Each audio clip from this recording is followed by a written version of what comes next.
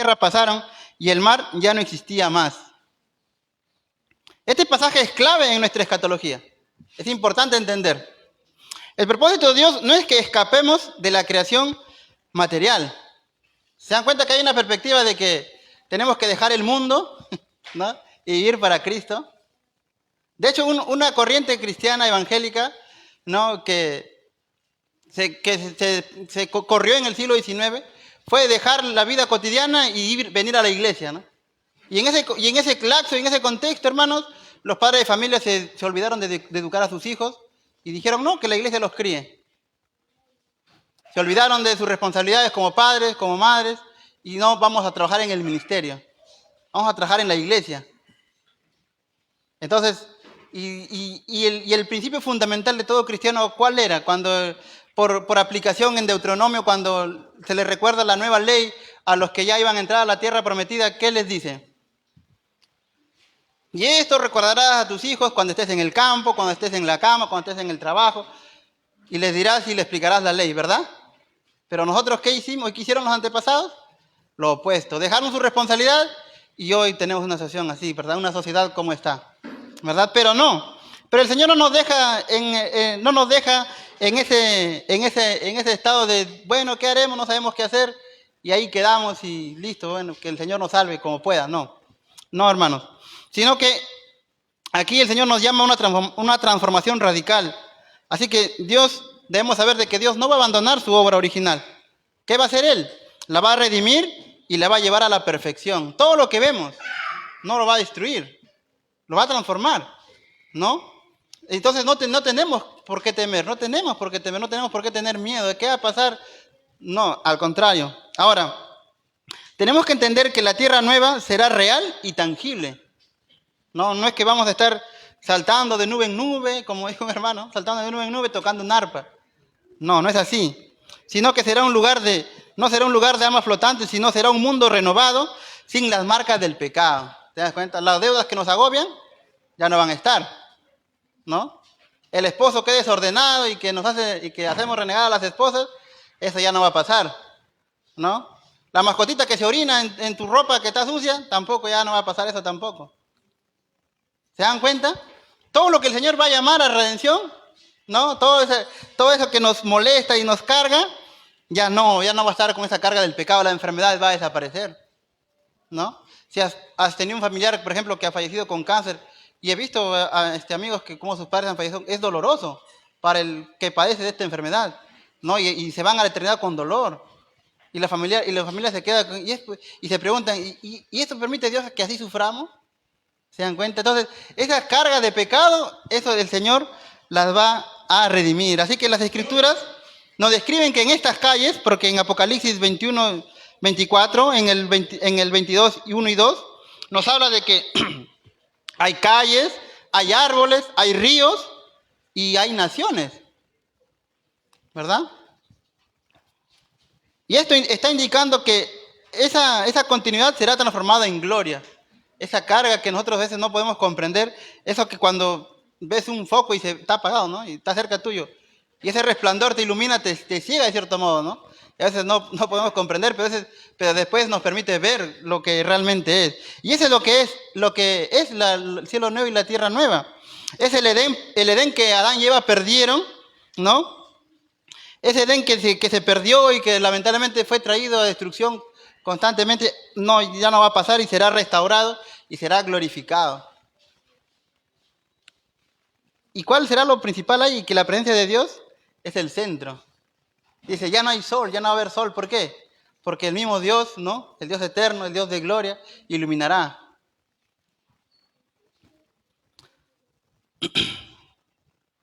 La promesa central es que, he aquí, nos dice en Apocalipsis, el tabernáculo de Dios con los hombres, y Él morará con ellos.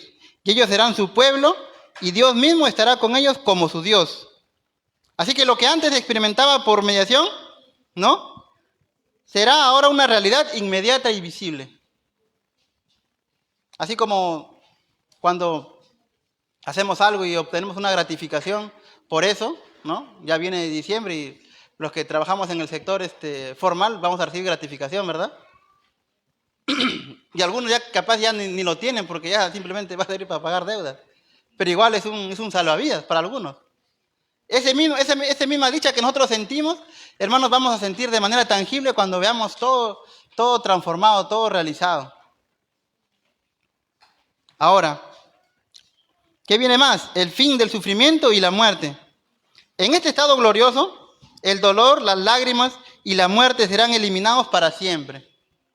Ya no vamos a sufrir, ya no nos va a doler. Así que Dios mismo enjugará todas lágrimas. Si hoy estamos atravesando dificultades, problemas, ¿no? Incertidumbres, esas lágrimas el Señor va a enjugar. Y eso nos dice, por ejemplo, en Apocalipsis 21:4. Enjugará Dios toda lágrima de los ojos de ellos, y ya no habrá muerte, ni habrá más llanto, ni clamor, ni dolor, porque las primeras cosas pasaron. ¿Cuántos se gozan cada vez que leen Apocalipsis? ¿Verdad? Y a veces Apocalipsis lo han vendido como un libro oscuro, ¿no? De que tú que te necesitas una revelación especial para que tú lo puedas entender. Pero hermanos, los cristianos del primer siglo lo entendieron. Y no hicieron teatro o películas que llamaban a la incertidumbre, porque lamentablemente, hermanos, a nosotros como cristianos, lamentablemente, queremos aprender teología de series, de películas cristianas. ¿Verdad? Y no debería ser así. Y a veces y hay algunos hermanos que son muy impetuosos, ¿no? Y a veces pinchan globo, ¿no? Por ejemplo, a los que nos gusta la serie Chosen, ¿no? Nosotros que conocemos la Escritura sabemos hasta qué punto no tienen ellos la libertad artística de hacer la serie y podemos comprender. Pero hay hermanos que pinchan globo, ¿no? Y ponen en la red. No, yo no miro Chosen, por esto, ¿no? Y es parte del folclore. Pero nosotros como cristianos tenemos que ir a la Escritura y aprender de ella, ¿no? Es por eso que se han dado cuenta los hermanitos que han estado explicando cada tema, ¿no? Se han ido preparando, se han ido estudiando. Y yo de verdad, hermanos, que mientras seguro que han ido estudiando, se han llenado, se han maravillado, se han gloriado. ¿Por qué? ¿Qué es lo que prima en todos los temas que han escuchado y los hermanos que han estudiado? ¿Qué es lo que prima? ¿Qué es lo que resalta más? La gloria de Dios, ¿verdad? Todo lo que Dios es, todo lo que Él tiene y cómo nos ha entregado a nosotros. Y cómo es que vamos a disfrutar de Él para siempre.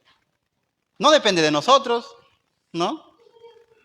No estamos esperando que se erija un tercer templo. Nos da la seguridad de que ese templo que cayó en el 70, ahí quedó y ahora esperamos y aguardamos, ¿no? La consumación del reino que ya nosotros estamos viviendo, ¿no? El aquí y ahora, pero todavía no.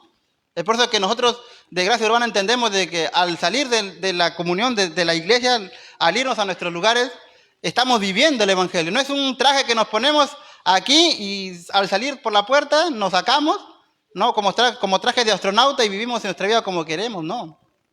Y si estamos viviéndolo así, hermanos, es el momento de arrepentirnos.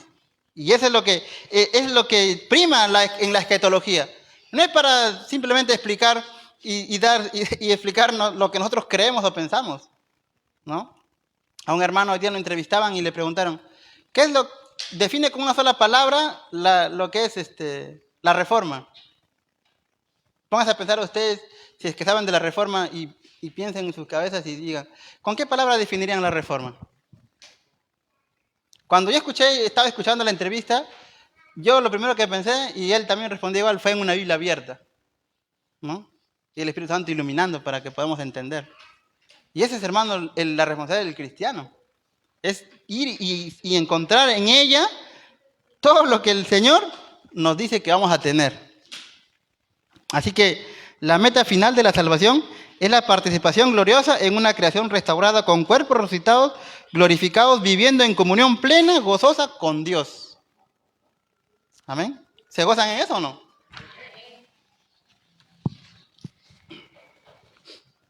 Así que antes de esta consumación final, debemos entender la realidad del estado intermedio. Ya hemos visto hasta dónde vamos a llegar. Pero ¿qué pasa con nuestro estado intermedio? El periodo entre la muerte individual y la resurrección final. La muerte. ¿Qué es la muerte? La separación temporal del cuerpo del alma. ¿No? Ahorita, por ejemplo, algunas personas que no son cristianos dicen, ¿no? cuando fallece alguien, dice, no, te está cuidando desde el cielo, ¿no? O a veces cuando publicamos, cuando personas que han perdido cristianos y sus amigos le dicen, sí, amigo, ahora Dios, ahora tu papito, tu mamita, o tu hermano, tu hermanita, o tu hijito, tu hijita te está cuidando desde el cielo. Dice. Pero ¿qué pasa en ese estado intermedio? La Biblia enseña que la muerte no es una aniquilación total, sino una separación temporal. Temporal. Los que hoy, cuando hablan de los que duermen, cuando Pablo explica acerca de los que duermen, él está usando un eufemismo, porque recuerden que ese libro es una carta. Y en una carta, cuando tú, ahora ya casi no se escriben cartas, ¿no? Porque ya, ahora es email. Pero en el pasado, para que eran más poetas antes, ¿no? Leían más y tenían más. Entonces, usaban palabras que no suenen muy toscas y usaban palabras más suaves, ¿no? Que no suenen fuertes. Entonces, en este caso, Pablo tiene a bien usar aquellos que duermen, aquellos que están, los que han muerto. Pero no significa que están durmiendo y no hacen nada, no, están en un lugar. ¿Y dónde están? Primero, el cuerpo regresa al polvo, ¿no? Leí un artículo donde dice acerca de una persona que entrega mucho por la empresa. Dice, cuando tú mueres, ¿qué pasa cuando tú mueres? Dice, no, en los que están vivos, bueno, si es tu esposa, vienen a decirle el pésame. ¿Qué pasa contigo? Tus órganos ya se comienzan a desintegrar a las 6 horas. A las 24 horas comienza a pasar esto, pasa lo otro. Y eso es lo que pasa con el cuerpo, vuelve al polvo. No, se comienza a desintegrar. Pero ese cuerpo que está ahí, cuando el Señor vuelva, ya sea que esperemos que seamos arrebatados, o generaciones más adelante, tu cuerpo así esté hecho átomos, hermanos, va a resurgir. Así tú, por ejemplo, tu petición final sea que te incineren, va a salir del fuego, tu cuerpo se va. Porque ese mismo cuerpo que tú tienes ahorita, vas a tener cuando el Señor vuelva, ¿no? Obviamente, sin la corrupción del pecado. Porque recuerden que con la resurrección, adiós el pecado, ¿no? Si te dolía la rodilla, ya no te va a doler. ¿No? Como dice por ahí un dicho, ¿no? Si es que a los 40 no te duele nada, es porque estás muerto. Y de verdad, porque a las 40 ya comienza a doler. Para levantarse uno tiene que calentar primero el cuerpo. ¿Y qué pasa con el alma? El alma, hermanos, continúa existiendo. ¿A dónde? Vuelve a Dios que lo dio. Y dice Eclesiastés 12:7. Y el polvo volverá a la tierra como era, y el espíritu vuelve a Dios que lo dio. Ahora, esta continuidad consciente es la que refuta la postura del aniquilacionismo o el sueño del alma. Hay posturas que enseñan de que una vez que tú mueres, tu alma se va a la nada, así, ya no pasa nada ya. O otro que dicen, no, está que duerme nada más, no pasa nada, no te preocupes, por ahí está que duerme tu ser querido, no tengas miedo. Pero como cristianos, ¿qué tenemos que entender nosotros? Al morir, el alma entra instantáneamente en un estado intermedio. Y hay 2 destinos. Y recuerden que en Lucas 23:43, el Señor da una parábola, ¿verdad? Explica una parábola acerca del rico y Lázaro. ¿Y qué pasa? Ahí en esta parábola, para avanzar, pasa 2 cosas. Los justos, que son los creyentes, en este caso la persona de Lázaro, y los impíos, los que no creen, los incrédulos, en este caso el rico. ¿A dónde fue Lázaro? Fue al paraíso, que para los hebreos era el seno de Abraham. Y para el rico, ¿no? Fue al Hades, ¿no? Al lugar de los muertos. Ahora, ¿qué pasa con el creyente? Hay una comunión inmediata con Dios. En este caso, los que morimos en Cristo, una comunión inmediata con Cristo. Y aquellos que no creen en Dios, en este caso el rico, entra al tormento consciente. ¿Qué pasa con los justos? Recibimos consuelo y gozo al morir. Y los que no, en este caso el rico, experimenta el sufrimiento y la separación eterna de Dios. Te das cuenta de que ya no vas a... lo que decidiste en vida, hacia la eternidad, ya no tiene vuelta atrás. Es verdad que es muy importante, muchos predicadores, ¿no? Evangelistas, predican el evangelio y dicen, no, si hoy no decides por el Señor, ¿qué es lo que te espera? La condenación eterna, el infierno. Y vas a sufrir y muchas cosas que explican, ¿no? Pero, paraíso, ¿qué es el paraíso? Es estar con Cristo, hermano.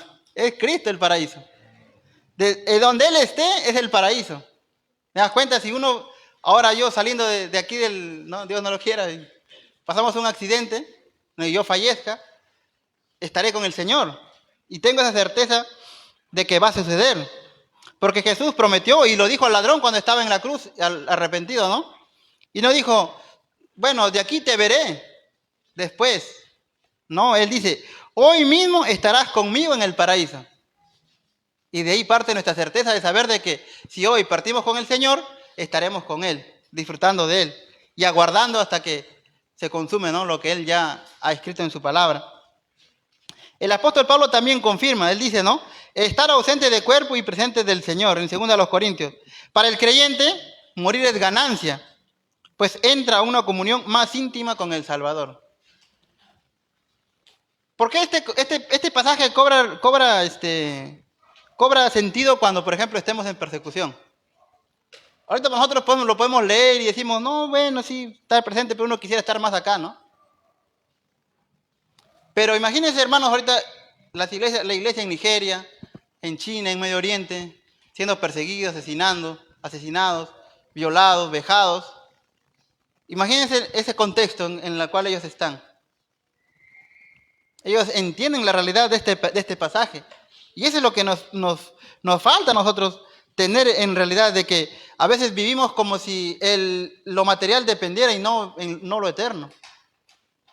Y lo eterno es lo más importante, como explicó un predicador, ¿no? Hablamos de esta soga, ¿no? Que sea así, ¿no? Y lo material es solo esta puntita. Y el resto es lo eterno.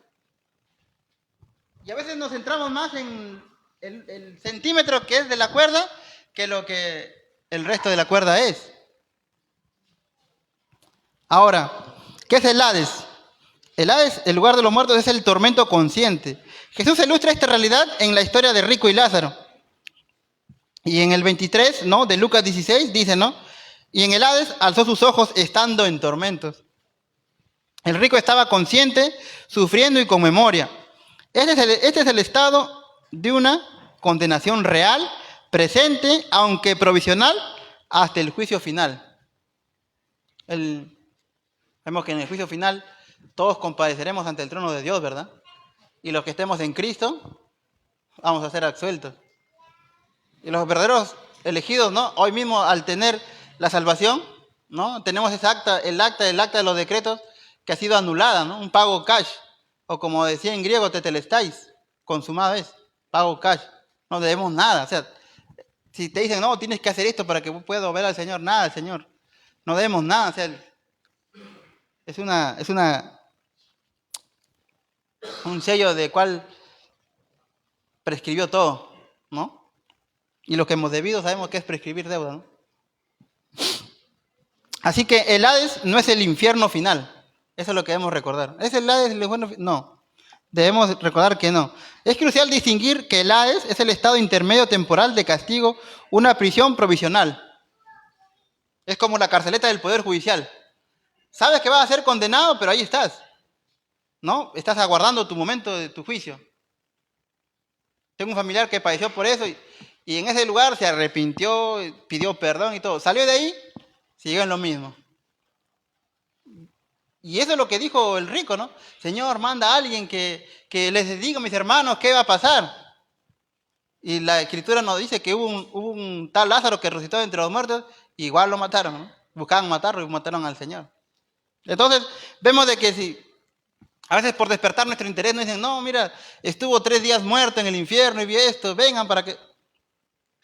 No vayamos. Estudiemos la Escritura, no nos dejamos llevar por cualquier viento de doctrina. Un verdadero reformado se define por conocer su Biblia, ¿no? ¿Tú te imaginas estar limpiando tu arma y que tú mismo te dispares? Es porque no la sabes usar, ¿verdad? Entonces, es importante y es crucial entender el estado intermedio. El infierno final es el lago de fuego, el destino eterno después del juicio final, donde la condenación será completa con cuerpo y alma, ¿no? Así que debemos estar apercibidos. Recordemos que nuestra salvación no depende de nosotros, pero lo que tenemos que hacer, hermanos, es ser intencionales en nuestra vida devota, como cristianos que somos. De ahí viene el ser devoto, aplicar nuestros ejercicios, nuestras disciplinas espirituales. Porque recuerden que el tema escatológico también depende de nuestra modo en que miramos la realidad, ¿no? Si eres un pesimista, vas a pensar que todo es del diablo, ¿no? No, ¿para qué si todo es del diablo? ¿Para qué voy a trabajar si es del diablo, no? No, ¿para qué voy a hacer esto si es del diablo? No, mejor me meto bajo mi cama y de ahí nomás disparo, ¿no? Y lo que agarro le doy y queda, ¿no? Tenemos que salir, hermanos, y conquistar las esferas. Conquistar ese mundo que se está perdiendo. No tenemos que ser temerosos. Porque el verdadero amor, dice el Corintios, echa fuera el temor. Y si estamos faltos de sabiduría, ¿qué tenemos que hacer? ¿No? Cerrar los ojos, respirar profundo y esperar a que Dios nos atrape, no. Pedirle al Señor que nos enseñe. Y es por eso que los medios de gracia que Él ha dado es su iglesia, ¿no? Pertenecer a una comunidad. Y si estamos comprometidos con nuestra comunidad, hermanos, créanme que vamos a ser certeros al momento de ir a conquistar las esferas, ¿no? Eso es muy importante. Ahora, Apocalipsis 20, 14 al 15 nos habla acerca de ese destino final de aquellos que han decidido no acercarse al Señor. Dice, y la muerte y el Hades fueron lanzados al lago de fuego. Esta es la muerte segunda. Y el que no se halló inscrito en el libro de la vida fue lanzado al lago de fuego. La misma palabra griega, ¿no? En este caso que es ainios, se aplica al castigo eterno y a la vida eterna. Por ejemplo, en Mateo 25, 46, indica que el tormento es perpetuo, ¿no? Como un bucle que siempre cierra un ciclo y vuelve lo mismo, así, como para ilustrarlo, ¿no? Pero aquellos que estamos en Cristo, sabemos de que no vamos a padecer eso, ¿verdad? Es por eso que es muy importante que el proclamar el Evangelio sea de urgencia. Porque recuerden cuántos van a ir a la eternidad sin el Señor. Porque nosotros como calvinistas entendemos de que el Señor tiene sus elegidos. Pero a través del Evangelio esos elegidos van a ser llamados. Al abrir nuestra boca, ¿no? Al proclamarlo, al decirlo. Y a veces tenemos miedo, ¿no? Anda tú mejor. O cuando estamos en una charla decimos, ¿no? Debí hablarle de Cristo, ¿no? Ya más bien le he dado terapia psicológica y no le hablé del Señor. O no supe qué decirle. Entonces eso habla mucho de en qué condición está nuestro conocimiento. No estamos preparados, ¿verdad?, para afrontar lo que realmente es. Y tenemos que entender que el estado intermedio es temporal. ¿Por qué? Porque aguarda a la resurrección. El estado intermedio, tanto el paraíso como el Hades, es provisional. La historia avanza hacia el regreso de Cristo y la resurrección de todos los santos. Es más seguro que, hermanos, el Señor demore en volver. Muchos de los que estamos aquí, dentro de 10 o 2 años, capaz ya partamos con el Señor. Pero ¿qué es lo que vamos a dejar a las generaciones que vienen detrás de nosotros? La delegación, ¿no? La posta. ¿Qué estamos haciendo? Y ese es el llamado principal, hermano, de entender la escatología. No es solo de explicarlo y decir a las personas qué va a pasar en el futuro, sino es de poder entregar a aquellos que necesitan oír la voz del Señor. Juan 5, 28 al 29 nos dice, ¿no? Vendrá hora cuando todos los que estén en los sepulcros oirán su voz, y los que hicieron lo bueno saldrán a la resurrección de vida, mas los que hicieron lo malo a resurrección de condenación. Los que hicieron lo bueno, aquellos que se han abrazado a Cristo, a su cruz, ¿no? Porque no está hablando de que tú has ganado por obras, nada, no. Se está refiriendo a aquellos que se han abrazado a la cruz de Cristo, van a ser salvados. Así que la resurrección reunirá el alma del cuerpo. ¿No? Vas a poder ver a tu familiar que perdiste, que falleció, ¿no? Tal cual es. Para los creyentes esto significa la restauración plena del ser, cuerpo y alma, en el cielo nuevo y la tierra nueva. Y para los impíos, la consumación de su condenación. ¿Recuerdan cuando le expliqué la ilustración de la carceleta? Cuando estás aguardando tu juicio. Cuando ellos vean que vuelve el Señor, ¿no? ¿No? Ahí será, como dice, ¿no? El lloro y el sufrir de dientes, crujir de dientes. Porque realmente verán lo que será el sufrimiento. Pero, como les digo ahora, nuestro llamado, para terminar, la enseñanza que la Biblia nos da sobre la escatología nos deja dos actitudes como cristianos que nosotros debemos tener. Primero, consuelo. Para el creyente, al cerrar sus ojos aquí, los abrirá en la presencia de su Salvador. ¿Cuándo están seguros de eso? Yo estoy seguro de aquello. Como siempre a veces explico, ¿no? O sea, nuestro anhelo como cristianos, y cada vez que celebramos la cena del Señor, ¿no? Que mañana es domingo, y vayan preparando su corazón, y celébrenlo, sabiendo de que la certeza de que realmente cuando partamos, cerremos nuestros ojos, vamos a verlo a Él. Y eso es lo que anhelamos todos los creyentes. Debemos entender también que la muerte no es derrota, sino que es la entrada triunfal a la comunión gloriosa con Cristo, ¿no? Así como cuando el Señor entró en el Domingo de Ramos, así entraremos y lo veremos a Él, ¿no? Tal cual es. Él es nuestro Señor.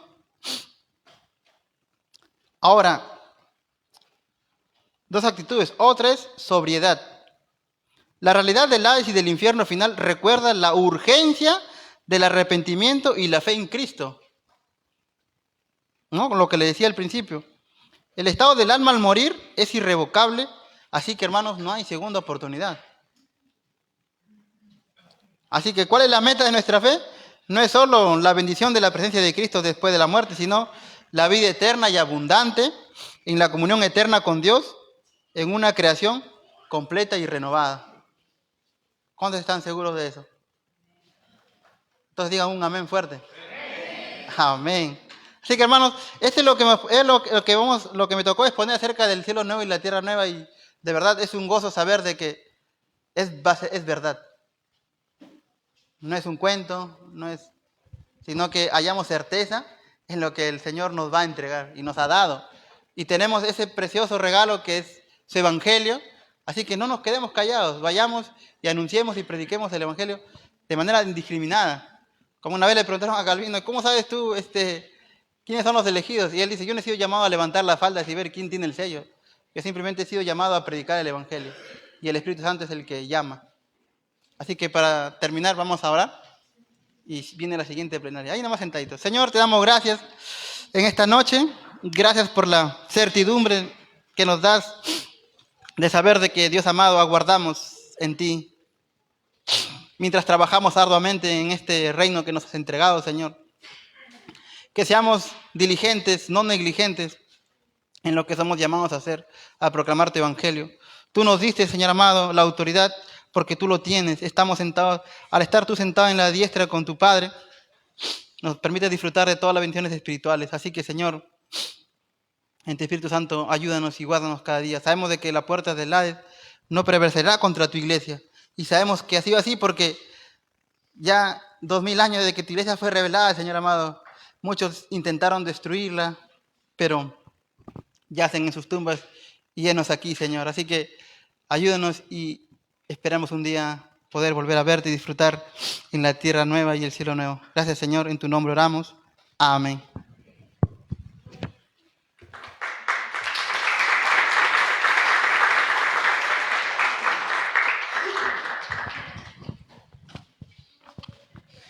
Amén. Vamos a ponernos de pie un momento porque creo que ya han estado media hora sentados, deben estar cansados, estar en la misma posición. ¿Qué tal si aprovechamos como para estirarnos, pero esta vez en lugar de estirarnos para arriba vamos a estirarnos así, dándole un abrazo al que está a su costado? Nos vemos aquí y en el cielo nuevo y la tierra nueva.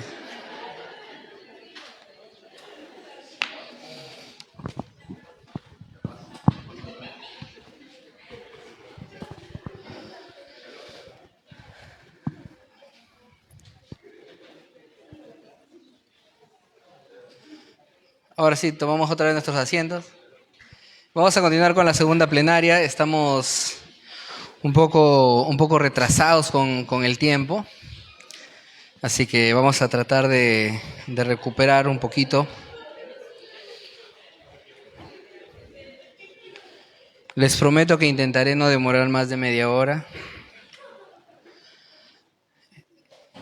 Y pues a mí me toca un tema que es polémico, bastante polémico. El pastor sabe que a mí me encantan estos temas, ¿no? Y voy a hacer el intento, como le dije al pastor, voy a hacer el intento de no hablar ni hacer mucho énfasis en la doctrina del dispensacionalismo, porque nos tomaríamos toda la noche solamente allí. Vamos a hacer solo algunas referencias, algunos guiños, ¿no? Porque básicamente el tema de este momento es acerca de Israel, ¿no? Y aunque es originalmente es Israel y la iglesia, pues nosotros vamos a llamarle el Israel de Dios. Amén.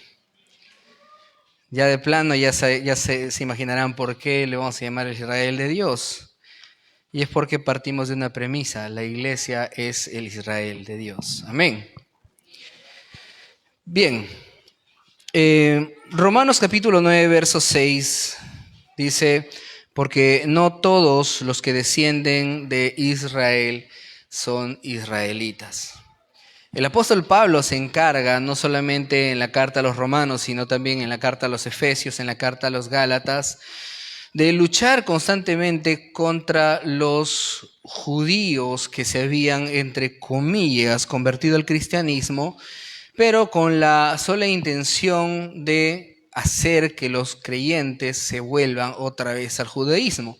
Y esta es una discusión que se ve desde el principio de la iglesia, cuando vienen los hermanos que se han encargado de llevar la predicación a Samaria y a otras zonas llenas de gentiles, y los ex fariseos ahora en la iglesia dicen: ahora tenemos que hacer que se circunciden y obligarles, exigirles de que cumplan toda la ley de Moisés, ¿no? Y sucede el primer concilio en Jerusalén, ¿no? Con el pastor Santiago, Jacobo, el hermano del Señor, a la cabeza, ¿no?, de ese concilio, diciendo que han tenido bien ellos, y el respaldo del Espíritu Santo, no imponerles más carga a los no judíos, ¿no?, sino que se guarden de inmoralidad sexual, de comer carnes de animales que han sido estrangulados, ¿no?, de sangre,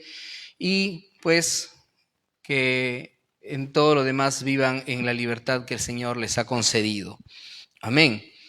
Pero tal parece que en este tiempo hay muchas iglesias que están volteando otra vez a hacerle guiños al judaísmo, ¿no? De hecho, aquí mismo en Trujillo hay iglesias que en lugar de Semana Santa celebran el Pesaj, ¿no?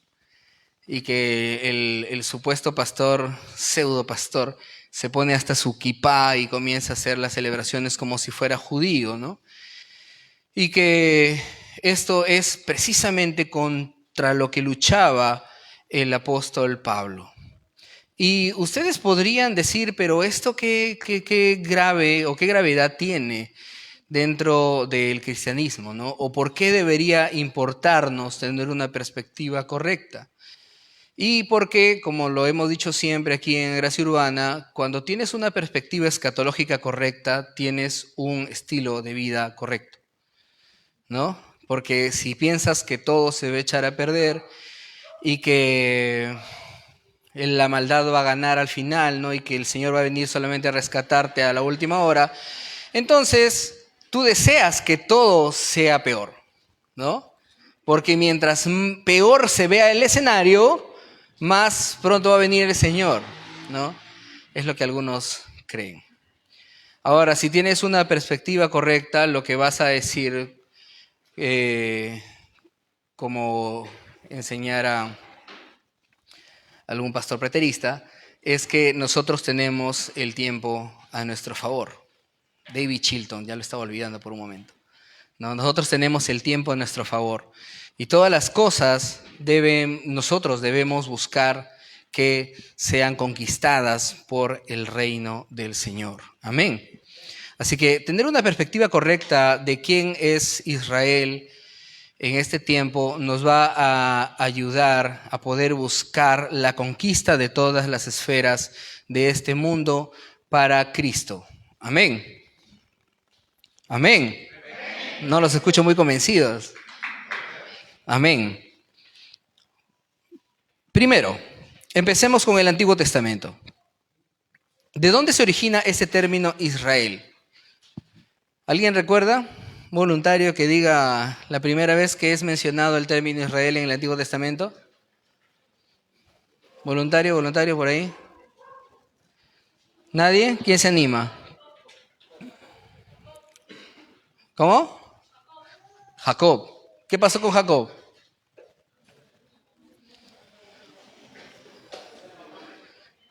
Jacob le manda a toda su familia, ¿no? Cuando estaba rumbo a encontrarse con Esaú, ¿no? Avancen, yo me voy a quedar.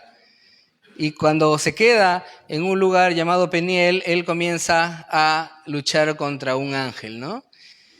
Y este ángel ya estaba cansado, ¿no? Dice, ya me tengo que ir ya, ¿no? Y Jacob no lo dejaba, dice, no te voy a dejar hasta que me des tu bendición.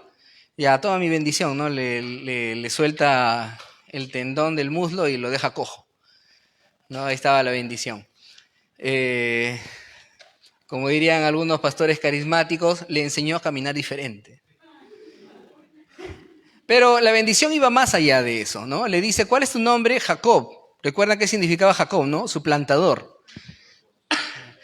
Y le dice, ahora ya no te vas a llamar Jacob, te vas a llamar Israel. Bien. Entonces, empieza aquí el origen del término Israel en el Antiguo Testamento, que significa el que lucha con Dios o Dios lucha.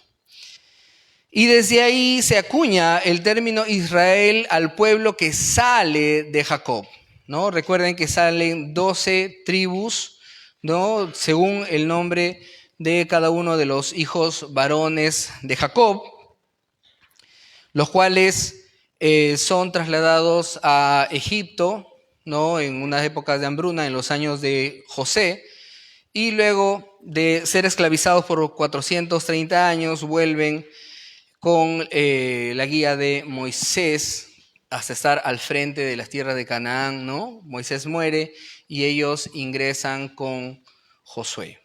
Bien, ¿hasta ahí estamos todos? Bien. Entonces, cuando sucede este evento de que Moisés está sacando al pueblo de Israel de Egipto, fíjense bien que aquí no existía el término judío, ¿no? Decir los judíos a la nación de Israel que salía de Egipto es cometer un anacronismo, ¿no? Porque el término judío no se había acuñado sino hasta mucho tiempo después. No vamos a adelantarnos todavía, pero quiero que lo tomen en cuenta. Moisés, en este caso, comienza a darles mensajes diversos a el pueblo de Israel y les dice cosas como que ellos son de parte de Dios. Tú eres pueblo santo para Jehová tu Dios. Jehová tu Dios te ha escogido para hacerle un pueblo especial. Quiero que tomen bien en cuenta este versículo de Deuteronomio capítulo 7, verso 6, porque luego lo vamos a usar otra vez. Y en Génesis capítulo 22, verso 18, como una segunda oportunidad en la que el Señor le había dado una promesa y bendición a Abraham, estamos hablando de mucho antes de que nazca Jacob, el Señor le dice, por ti serán benditas todas las naciones de la tierra, y luego le dice, por tu descendencia o por tu simiente, de acuerdo a la traducción que ustedes tengan, serán bendecidas todas las familias de la tierra. Ahora vamos a ver un detalle. Geográficamente, Israel estaba ubicado en el centro de esa zona de Asia, ¿sí? Así que el Señor elige la tierra de Canaán muy especialmente. ¿Por qué? Porque, como estaba escrito, el Señor había elegido a la nación de Israel para que fuera el representante de Dios en medio de todas las naciones, ¿no? Estaba en un centro especial para que llevara la luz del Señor a todas las naciones. Porque esa fue la promesa a Abraham, ¿no?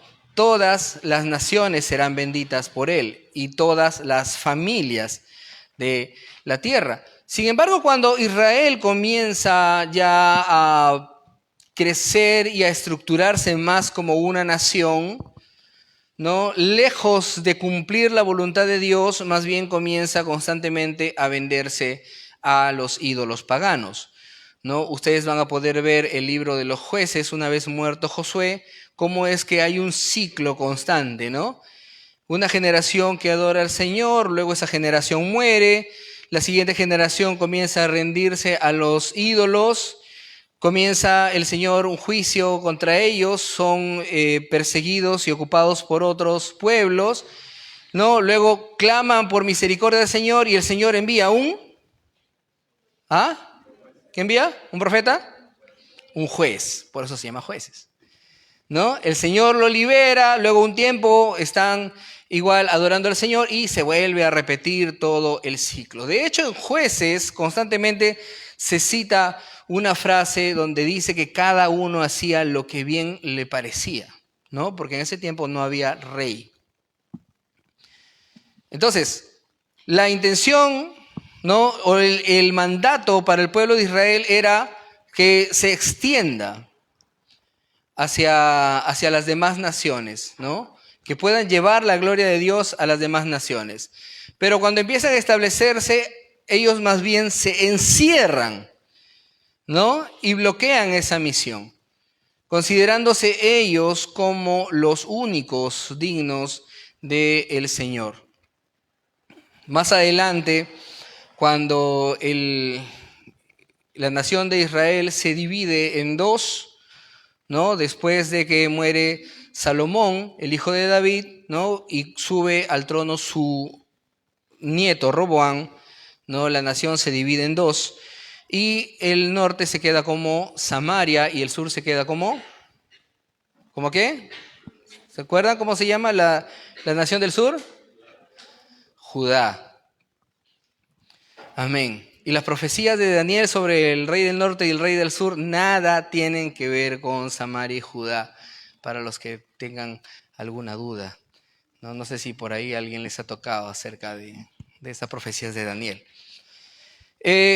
Pero esta gente del sur, ¿no? Dentro del territorio de Judá, más adelante van a utilizar ya el término judío, ¿sí? Y se va, digamos, a diferenciar porque Israel o israelita es más un término étnico de los descendientes de Jacob, ¿no? Pero el término judío es el término religioso de los que practicaban el judaísmo, que, digamos, debería ser lo mismo, pero no lo es en la práctica. Bien, el reino del norte, en este caso los de Samaria, son deportados a Siria y en su lugar ese territorio es llenado con gente traída de Asiria. Y luego más adelante Judá también es deportada a Babilonia y sucede lo mismo, no quedan solamente ciertas personas de ahí hasta que regresan de la deportación con Zorobabel en los días del rey Ciro de Persia. Amén. ¿Hasta ahí me están siguiendo la línea? Sin embargo, constantemente el Señor les seguía enviando a sus profetas para hacerles recordar cuál era la intención al haberlos elegido a ellos, ¿no? Después del regreso de la deportación, los judíos comienzan a construirse casas y comienzan a dejar de lado el templo del Señor y los sacrificios ya no tienen relevancia como debían tener, ¿no? Y hay un versículo muy interesante que dice, cuando el Señor como que les está retando a los judíos y le dice, ¿acaso tú no sabes que en todas las naciones de la tierra hay quienes me queman incienso, ¿no? Y leer un versículo así es como un wow. O sea, el Señor de alguna u otra manera se está manifestando en el resto del mundo. Ya no hay tanta exclusividad para Israel. ¿Por qué? Porque no estaba cumpliendo este deber, ¿no? Entonces, lejos de lo que propone el dispensacionalismo respecto a que el Señor había planeado un reino en Israel y como fracasó este plan, tuvo que crear un segundo plan donde manda al Señor, podemos nosotros ver desde el principio del Génesis que la promesa del Redentor ya estaba presente, ¿no? Cuando cae, ¿no?, Adán y Eva, ¿y qué les dice el Señor?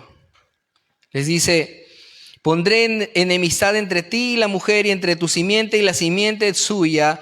Esta te herirá en la cabeza y tú le herirás en el talón. Génesis capítulo 3, verso 15. ¿No? Y luego, constantemente, si ustedes van y hacen un panorama bíblico, les recomiendo los libros de El Gran Panorama Divino de Von Roberts, o Evangelio y Reino de Grace Bolworthy, para que puedan ver un panorama así, ¿no? Ustedes ven que constantemente el Señor les llena de promesas de que el Salvador habría de venir, ¿no? Vemos, por ejemplo, a Abraham diciéndole, Isaac: papá, has traído la leña, has traído el fuego, pero ¿dónde está el cordero? ¿No? ¿Y qué es lo que le dice Abraham? El Señor se proveerá de cordero para el sacrificio, ¿no? Anunciando desde ya el cordero que había de venir más adelante. Luego ustedes ven en las profecías de Jacob, y eso que me estoy salteando mucho, en las profecías de Jacob a punto de morir, ¿no? ¿Y qué le dice a Judá? De Judá no será quitado el cetro hasta que venga Silo, ¿no? O sea, hasta que venga el verdadero rey. Más adelante ustedes ven a Moisés diciendo: vendrá un profeta como yo después de mí, ¿no? Anunciando.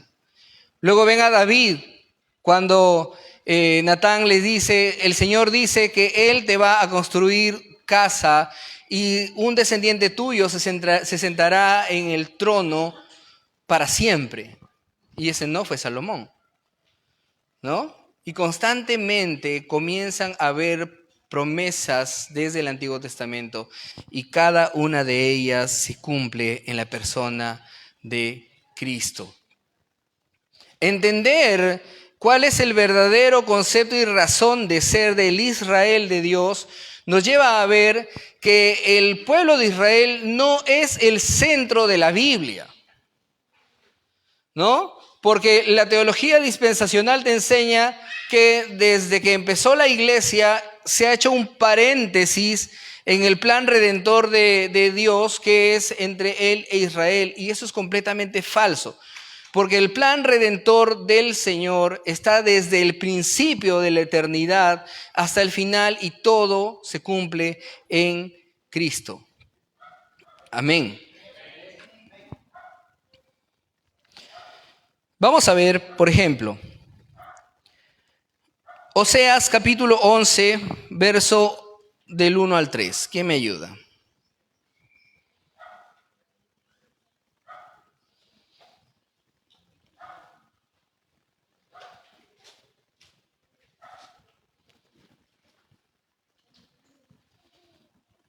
¿Quién me ayuda? ¿Quién lo tiene? Heidi. Sí.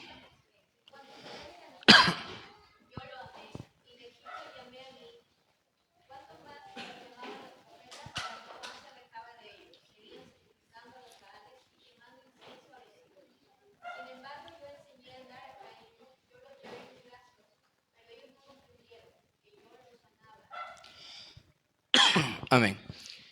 En este pasaje de Oseas, cualquiera podría decir claramente, el Señor estaba hablando de la nación de Israel, ¿no? Cuando Israel era pequeño, yo lo amé y de Egipto llamé a mi hijo.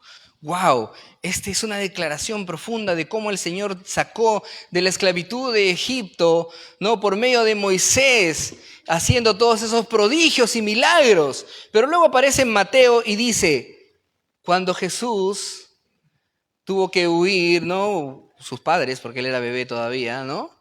Por causa de Herodes se fue a Egipto, hasta que murieron los que querían la muerte del Señor, y entonces por medio de un ángel que le avisó a José, pudieron retornar e ir a la ciudad de Nazaret, ¿no? Y se cumplió lo dicho por el profeta: de Egipto llamé a mi hijo. ¿Qué les parece la interpretación de Mateo?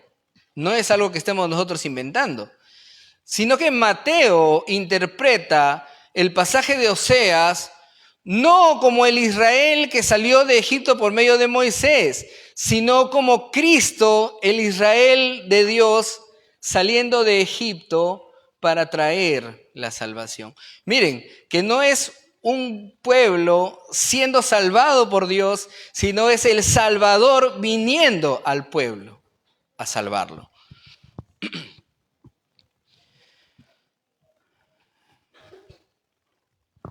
Isaías 7:14, por tanto el Señor mismo os dará señal, he aquí que la Virgen concebirá y dará a luz un hijo y llamará su nombre Emmanuel. Mateo 1:23, para que se cumpla lo dicho por el profeta, citando el mismo pasaje de Isaías.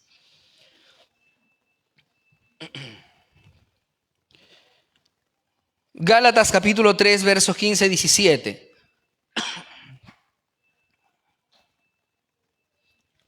¿Quién me ayuda? ¿O lo proyectas, Dualito?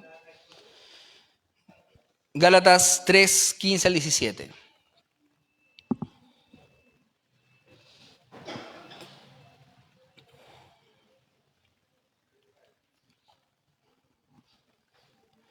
Voluntario para leer. A ver, Victoria.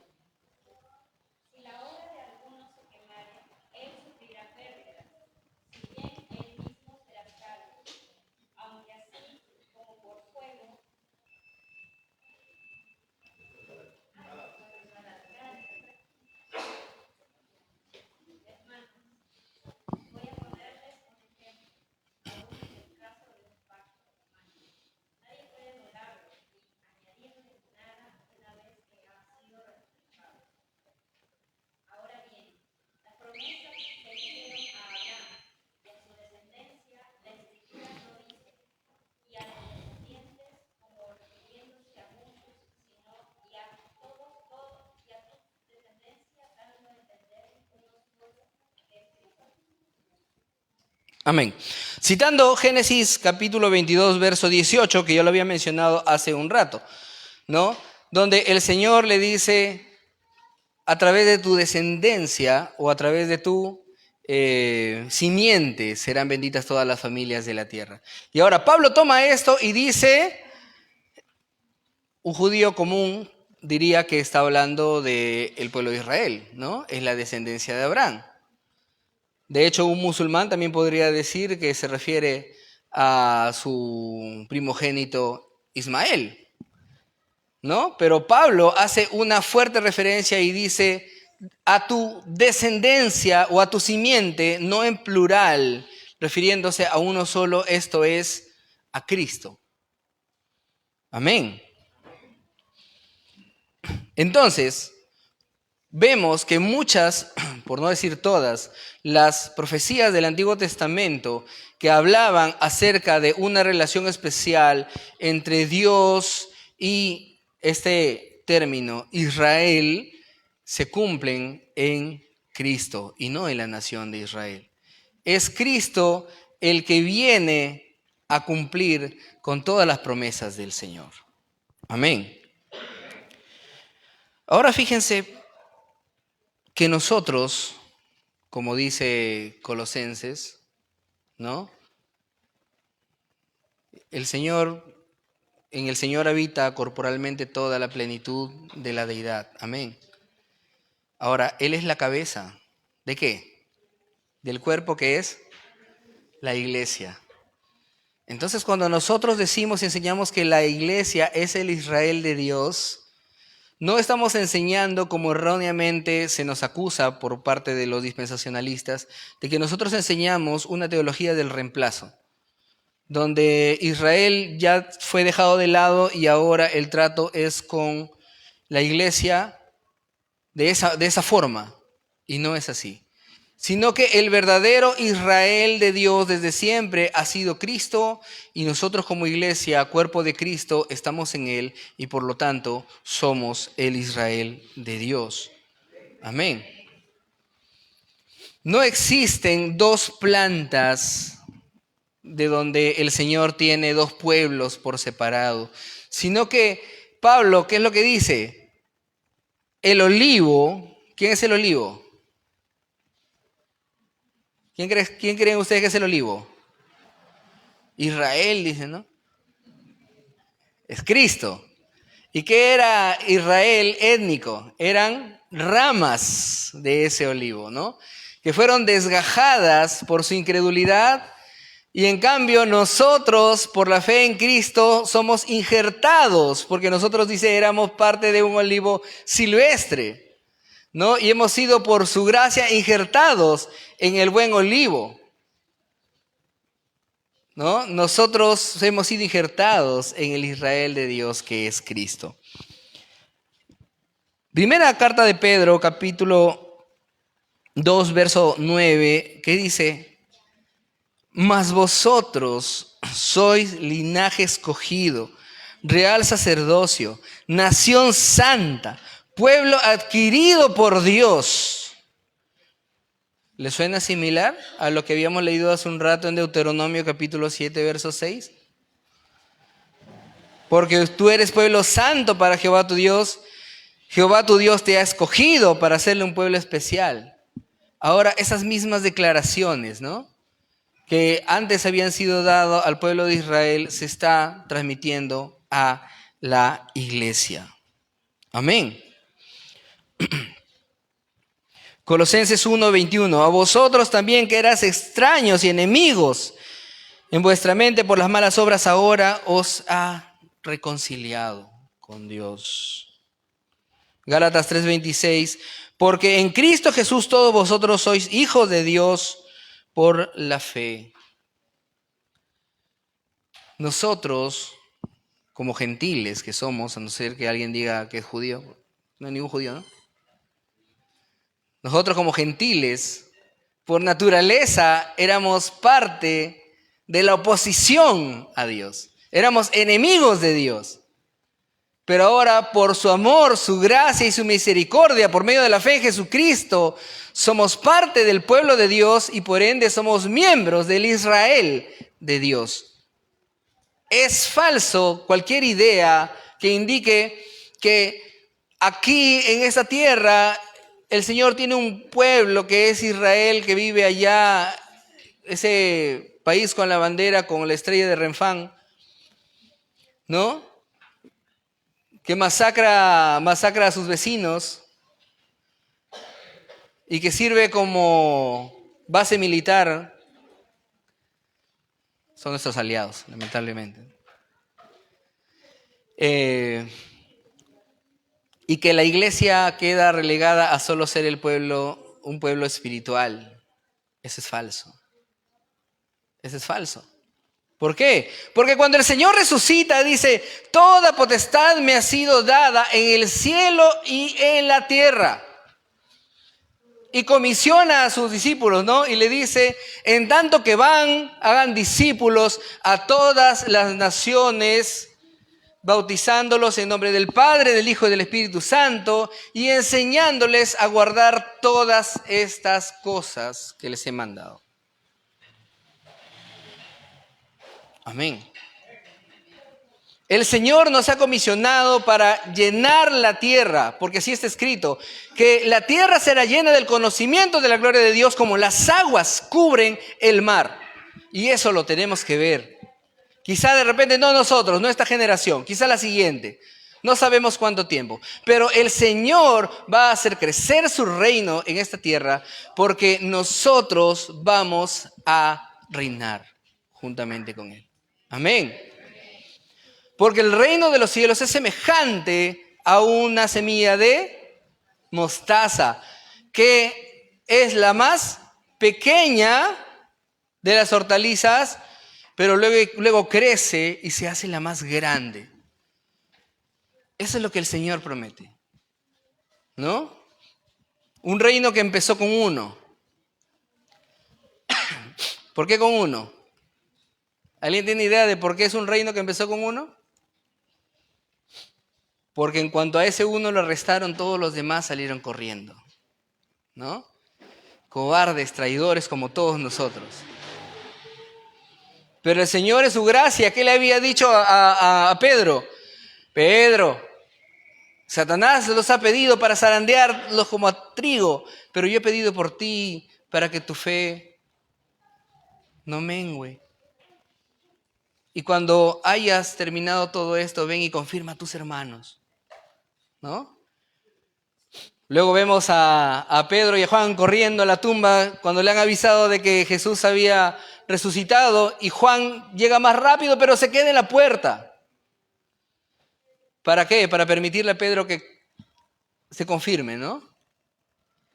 Pedro, tú eres tú eres más traidor que yo, así que recibe la consolación primero, ¿no? Y luego la iglesia empieza, ¿no? Después de que el Señor asciende, 10 días después el Pentecostés, y la labor misionera de la iglesia se activa. Y salen a predicar y 3,000 se convierten. Y en ningún momento la iglesia intentó presentarse como una nueva religión, sino como el cumplimiento de la verdadera religión que es en Cristo Jesús. Amén. Y eso es lo que somos aún en la actualidad. Vamos a culminar leyendo 2 pasajes más. Primero Romanos capítulo 9, versos del 6 al 8, y luego Efesios 2:14. ¿Quién me ayuda con Romanos? Voluntario.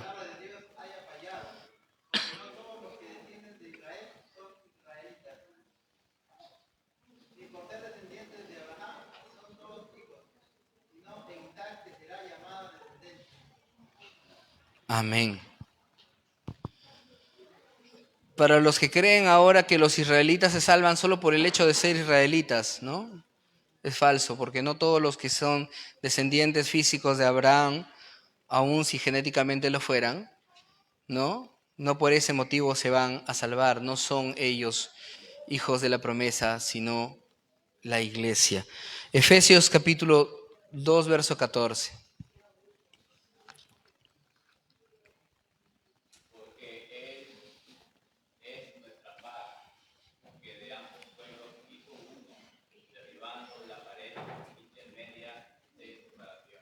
Amén.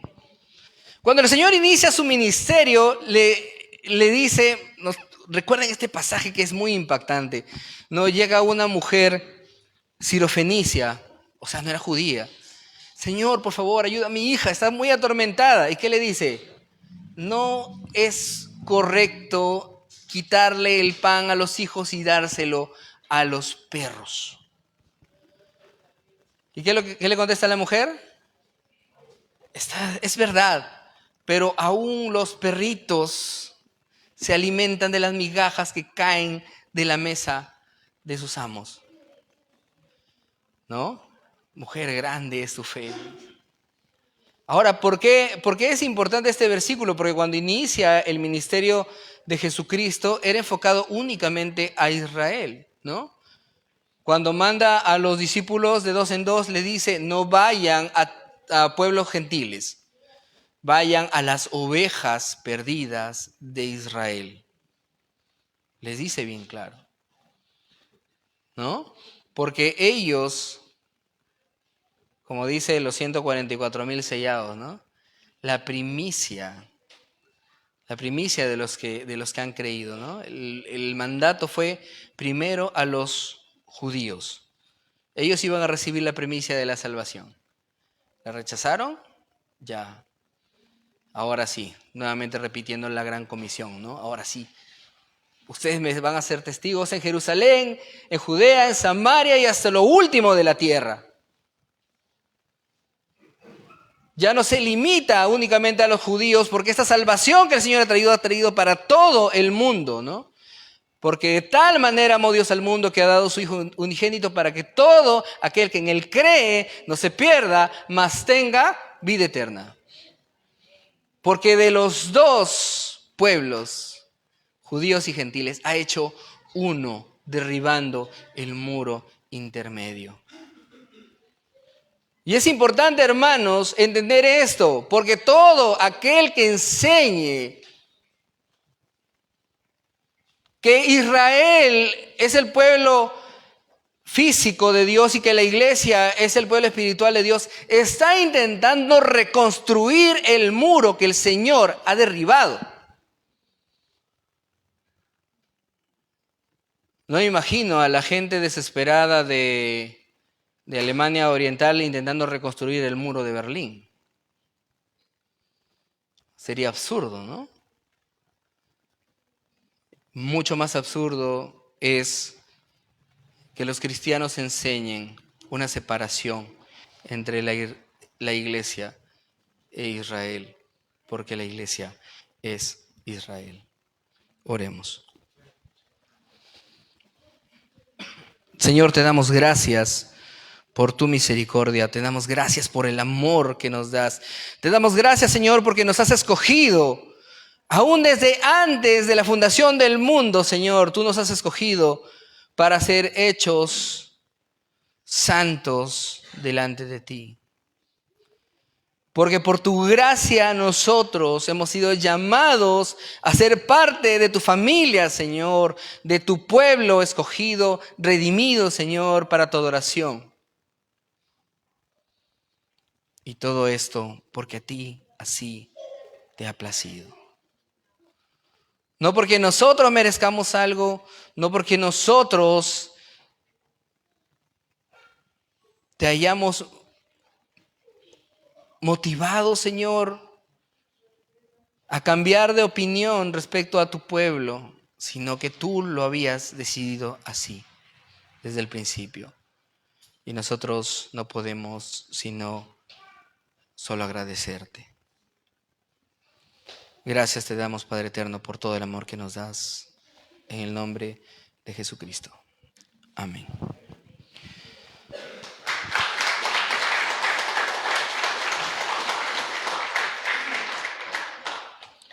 Bien, vamos a tener unos minutos de break.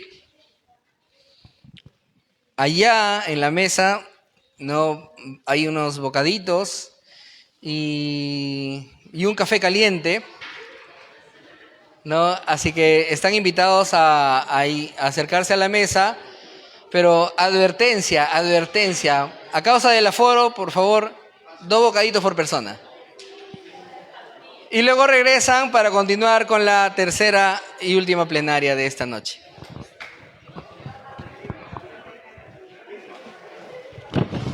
Alto Mayo, no, ¿Voy a pasar por las sillas repartiendo? ¿Ah? Que vayan para No, atrás. que se paren porque están ahí Están sentados anclados una ahí. hora. ¿Qué? No, desde que hemos venido hasta así. Ah, Mira, 3 años, ¿ah? Y no termina es que de pasa venir. pasa por no venir, pero no estás enterado. 3 años. Por eso ya no nos arriesgamos. Porque Bueno, el lo que primero- nos hemos manchado ya sabemos. Sí.